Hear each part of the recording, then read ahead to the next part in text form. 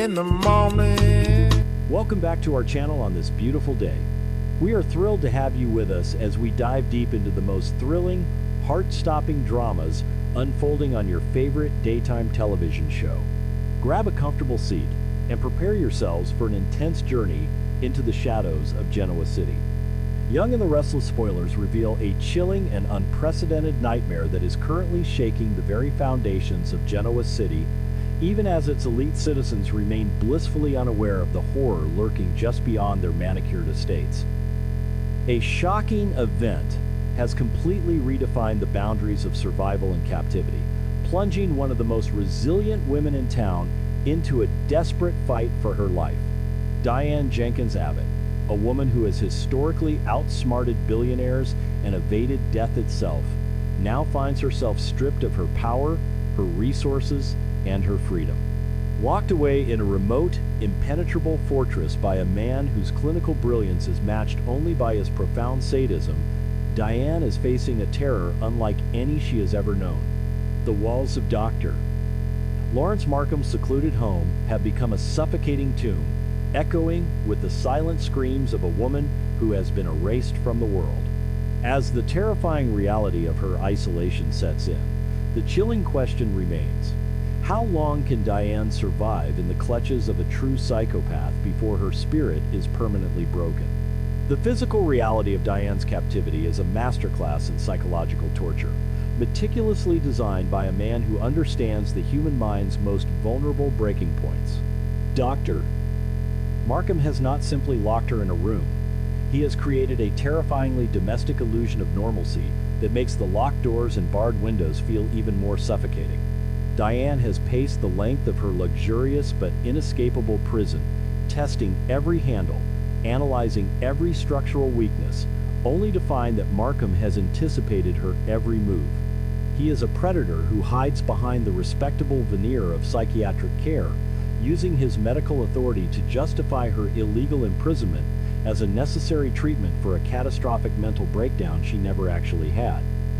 The sheer audacity of his delusion forces Diane to navigate a minefield of twisted logic, where any display of genuine panic or righteous anger is immediately diagnosed as a symptom of her supposed illness. Will Diane be able to maintain her sanity in an environment specifically engineered to make her question her own reality? Desperation has pushed Diane to the absolute limits of her ingenuity, forcing her to rely on the smallest, most fragile threads of hope in a seemingly hopeless situation. Recently, she stumbled upon a fleeting opportunity when she discovered Markham's locked phone, a digital lifeline to the outside world that taunted her with its proximity.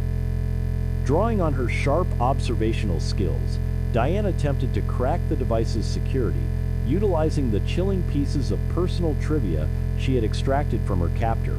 Knowing that Markham was born on June 9th and proudly identifies as a Gemini, Diane frantically inputted every conceivable numeric combination related to his zodiac sign and birth date, praying for a miraculous unlock. Yet, the screen remained stubbornly dark, mocking her desperate efforts and reinforcing the terrifying truth that brute force and simple guessing games will never defeat a man as meticulous as Dr. Markham. With her technological lifeline severed, what extreme, unthinkable measures will Diane be forced to take to secure her freedom? Stripped of her physical agency and denied any technological escape, Diane Jenkins has made a chilling, calculated decision to weaponize the only asset she has left, her own mind. She recognizes that she cannot overpower Dr. Markham physically, nor can she outrun the sophisticated security of his isolated prison. Instead, Diane is orchestrating a sinister, high-stakes psychological game, deciding to transform herself from a helpless victim into a cunning manipulator who operates from within the belly of the beast. She knows that Markham is driven by a colossal, narcissistic ego, a deep-seated belief in his own supreme intelligence, and his twisted savior complex. Diane's new, incredibly dangerous strategy is to feed that monster, to become the exact patient and companion his twisted psychology demands, all while secretly plotting his absolute escape. But as she steps into this perilous role, one must wonder, Can Diane truly outmanipulate a seasoned psychiatrist without losing herself in the process? The execution of Diane's dark conspiracy requires a performance of a lifetime, demanding that she swallow her revulsion and project an aura of profound admiration for the man holding her hostage. She has begun to double down on her efforts to flatter Dr. Markham, showering him with calculated praise and acting as though she is genuinely awestruck by his intellect and therapeutic insights. Every conversation is a meticulously choreographed dance where Diane plays the role of the broken, traumatized woman who is slowly being healed by the brilliant, benevolent doctor. She looks into the eyes of her captor and feigns immense gratitude, telling him that his intervention was exactly what she needed to survive the chaos of her life with Jack Abbott and the relentless pressures of Genoa City. By stroking his ego with such precision, Diane hopes to lower his defenses and blind him to her true, calculating nature. However, with every false compliment she utters, is Diane inadvertently digging herself deeper into a trap from which she can never emerge? Dr. Lawrence Markham, despite his clinical brilliance, is not immune to the intoxicating effects of Diane's relentless flattery, and the dynamic between captor and captive is beginning to shift in terrifying ways. As Diane exaggerates her appreciation for his help, Markham is visibly absorbing the validation, his cold, professional demeanor occasionally cracking to reveal the arrogant, needy narcissist beneath. He genuinely believes that his twisted methods are working, that he is successfully breaking down Diane's defenses and reshaping her into a compliant, dependent entity who requires his constant guidance. Diane is playing directly into his God complex, suggesting that their meeting was not a horrific crime orchestrated by Patty Williams, but rather a profound stroke of fate. She has even leveraged his Gemini zodiac sign, emphasizing the twin element to suggest a deep, cosmic connection between their souls. As Markham begins to revel in this fabricated emotional intimacy, will his growing attachment to Diane provide the perfect blind spot for her to exploit, or will it only make him more dangerously possessive? The historical context of Diane Jenkins' life proves that she is a master of survival, a woman who once faked her own death and spent years living in the shadows to protect herself and punish her enemies. She has navigated the treacherous waters of corporate espionage, vicious family feuds, and lethal betrayals, always emerging from the ashes with a new plan and a hardened resolve. Yet, this current ordeal requires a level of emotional compartmentalization that surpasses anything she has ever attempted in her tumultuous past. Faking a romantic and emotional dependency on the man who has stripped her of her family and her freedom is exacting a horrific toll on her psyche. She must constantly suppress her visceral hatred and fear, replacing them with a mask of vulnerability and affection that makes her skin crawl. Given her history of extreme survival tactics, does Diane possess the emotional stamina to maintain this sickening charade indefinitely? Or will the sheer horror of her reality eventually cause her carefully constructed mask to slip? The risks inherent in Diane's sinister plan are astronomical, hovering over her every interaction like a razor-sharp guillotine waiting to drop. Dr. Markham is not a gullible fool. He is a trained psychiatrist who makes a living analyzing human behavior, detecting micro-expressions, and unraveling complex psychological defenses. If he were to catch even a fleeting glimpse of the calculating, predatory intelligence hiding behind Diane's submissive facade, the consequences would be swift, brutal, and potentially fatal. Diane is essentially walking a tightrope over an abyss, fully aware that a single misplaced word, a momentary lapse in her adoring gaze, or a subtle flinch of disgust could instantly expose her entire operation.